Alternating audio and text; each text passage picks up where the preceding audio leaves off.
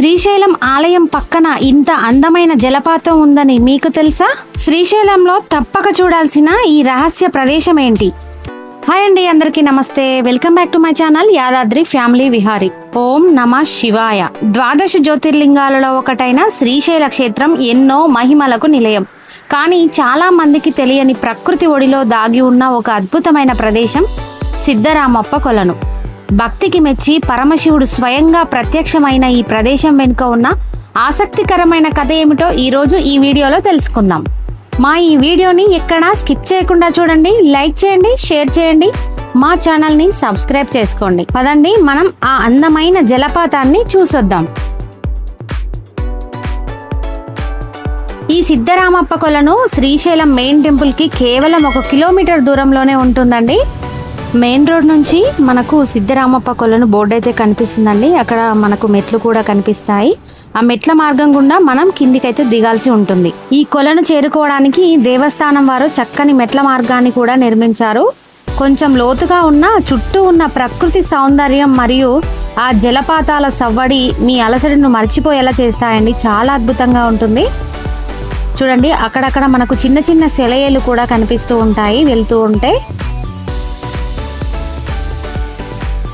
మరి ఈ సిద్ధరామప్ప కొలనికి ఆ పేరు ఎలా వచ్చిందో తెలుసుకుందాం. పురాణాల ప్రకారం సిద్ధరామప్ప అనే గొప్ప శివభక్తుడు ఈ ప్రాంతంలో తపస్సు చేసేవారని చెబుతారు. ఆయన భక్తికి మెచ్చి సాక్షాత్తు పరమశివుడే ఇక్కడ ప్రత్యక్షమయ్యాడని ప్రతీతి. అందుకే దీనికి సిద్ధరామప్ప కొలను అని పేరు వచ్చింది. పూర్వం యోగులు, సిద్ధులు కూడా ఇక్కడ స్నానం ఆచరించి ధ్యానం చేసేవారంట.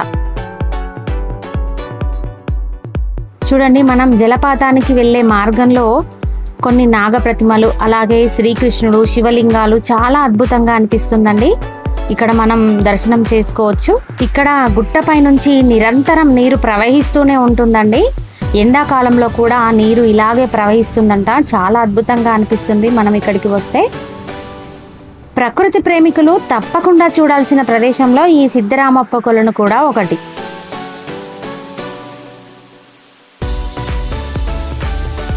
ఇక్కడ రాళ్ల మధ్యలో చిన్న చిన్న ఆలయాలను నిర్మించారండి. చాలా బాగున్నాయి. అవన్నిటిని దర్శనం చేసుకుంటూ మనం ముందుకు వెళ్దాం, పదండి.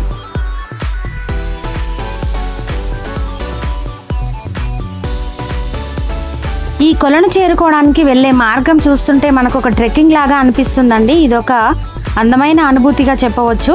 ప్రకృతి మధ్యలో ఈ మెట్ల మార్గంలో చాలా అద్భుతంగా అనిపిస్తుంది. ఈ మెట్లు కొంచెం జాగ్రత్తగా నడవాలండి. వృద్ధులు మాత్రం వెళ్ళలేని పరిస్థితిలో ఉంటుంది ఈ ప్రదేశం. ఎంచక్క ప్రకృతి అందాలను చూస్తూ ఈ కొలనుకైతే వెళ్ళొచ్చండి. ఈ కొలను శ్రీశైల ప్రధాన ఆలయానికి ఉత్తర దిశలో కేవలం 1 కిలోమీటర్ దూరంలో ఉంటుంది. ఇక్కడ ఏడాది పొడవునా ఎండిపోని ఒక అద్భుత జలపాతం ఉంటుందండి. చాలా అద్భుతంగా ఉంటుంది.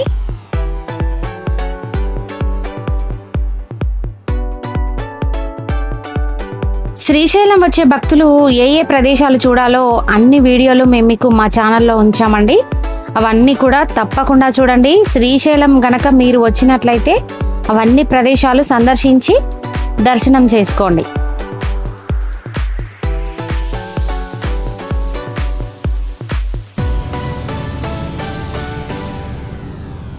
ఇక్కడ పైనుండి వచ్చే జలపాతానికి ఒక ప్రత్యేకత కూడా ఉందండి.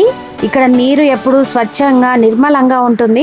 కొండలపై నుంచి వచ్చే మూలికల నీరు ఇందులో చేరుతుందని, అందుకే ఈ నీటిలో స్నానం చేస్తే చర్మ వ్యాధులు నయమవుతాయని భక్తుల నమ్మకం.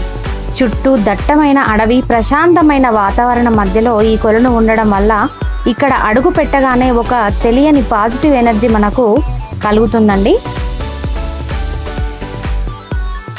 పిల్లలతో వెళ్తే తప్పకుండా ఈ వాటర్ ఫాల్లో ఎంజాయ్ చేయవచ్చండి. మీరు శ్రీశైలం వెళ్ళినప్పుడు కేవలం స్వామివారి దర్శనమే కాకుండా పాతాళ గంగ వైపు వెళ్ళేటప్పుడు తప్పకుండా ఈ సిద్ధరామప్ప కొలనును సందర్శించండి. ఫోటోగ్రఫీ ప్రేమికులకు మరియు ప్రకృతిని ఇష్టపడే వారికి ఇది ఒక అద్భుతమైన ప్రదేశంగా చెప్పవచ్చు. అయితే ఇక్కడి పవిత్రతను కూడా కాపాడుతూ ప్లాస్టిక్ వంటి చెత్త వేయకుండా మనం జాగ్రత్త పడాలండి. ఈ ప్రకృతి మనందరిది కదా, మనమే కాపాడుకోవాలి. ఈ వాటర్ ఫాల్ చూశాక ఇక్కడ నుండి ఒక వ్యూ పాయింట్ ఉంటుందండి. చాలా అద్భుతంగా ఉంటుంది. కొండల మధ్యలో నది, అలాగే ఆ ప్రకృతి అందం చూస్తుంటే మాత్రం చాలా అద్భుతంగా ఉంటుంది.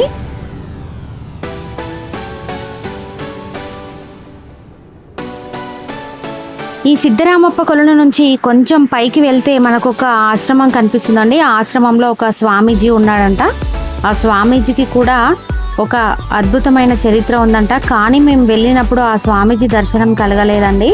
మీరు గనక ఈ సిద్ధరామప్ప కొలనుకు వెళ్తే ఆ స్వామీజీని తప్పకుండా దర్శనం చేసుకోండి. చాలా మంది భక్తులు ఈ స్వామీజీని దర్శనం చేసుకోవడానికి వస్తూ ఉన్నారండి. అలాగే ఆ స్వామీజీ కొన్ని వ్యాధులకు మూలికలు కూడా అందిస్తారంట.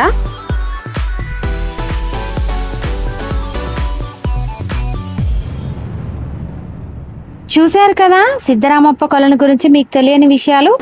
ఈ వీడియో కనుక మీకు నచ్చినట్లయితే లైక్ చేయండి, మీ ఫ్రెండ్స్తో షేర్ చేయండి. ఆ శివయ్య ఆశీస్సులు మనందరికీ ఉండాలని కోరుకుంటూ మరిన్ని ఆధ్యాత్మిక మరియు పర్యాటక విశేషాల కోసం మా ఛానల్ని సబ్స్క్రైబ్ చేసుకోవడం మర్చిపోకండి.